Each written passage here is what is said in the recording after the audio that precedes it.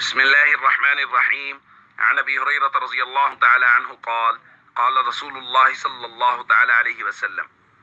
من كذب علي متعمدا فليتبوأ مقعده من النار رواہ مسلم۔ نبی کریم صلی اللہ علیہ وسلم نے ارشاد فرمایا، جس شخص نے جان بوجھ کر مجھ پہ جھوٹ بولا وہ اپنا ٹھکانہ جہنم میں بنا لے۔ دوستو، نبی کریم صلی اللہ علیہ وسلم کی طرف کوئی ایسی بات منسوب کرنا جو آقا صلی اللہ علیہ وسلم نے نہیں فرمائی، یہ بات سخت گناہ ہے اور شریعت کی نظر میں انتہائی ناپسندیدہ ہے۔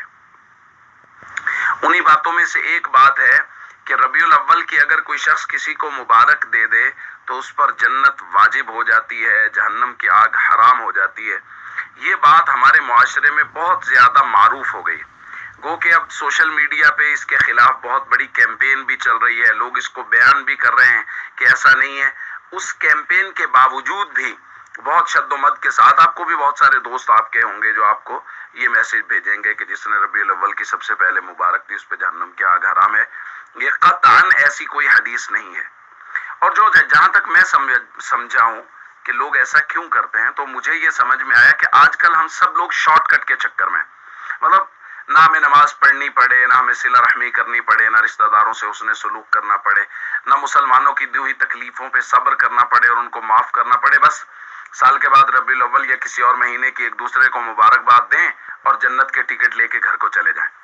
تو یاد رکھیے، اگر کوئی یہ سوچ رہا ہے کہ میں نماز نہیں پڑھوں گا، فرائض اور ارکان اسلام کی پابندی بھی نہیں کروں گا، رشتہ داروں کے ساتھ حسن سلوک بھی نہیں کروں گا، خلق خدا پر رحم بھی نہیں کروں گا، بڑوں کی توقیر اور چھوٹوں پر شفقت بھی نہیں کروں گا،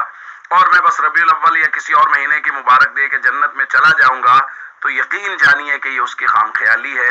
نبی کریم صلی اللہ علیہ وسلم نے جو دین صحابہ کو سکھایا وہ یہی دین تھا جو فرائض اور ارکان اسلام اور لوگوں کے حقوق کے خیال کرنے والا تھا، اور اسی دین پر چلتے ہوئے ہی جنت کا راستہ تلاش کیا جا سکتا ہے اور جنت میں جایا جا سکتا ہے۔ اس لیے کسی شارٹ کٹ کے چکر میں نہ رہیں، بس ہمیشہ نبی کریم صلی اللہ علیہ وسلم کے مبارک دین کی پیروی کریں۔ اللہ تعالیٰ اسی کی وجہ سے ہمیں جنت کا راستہ دکھائیں گے۔ السلام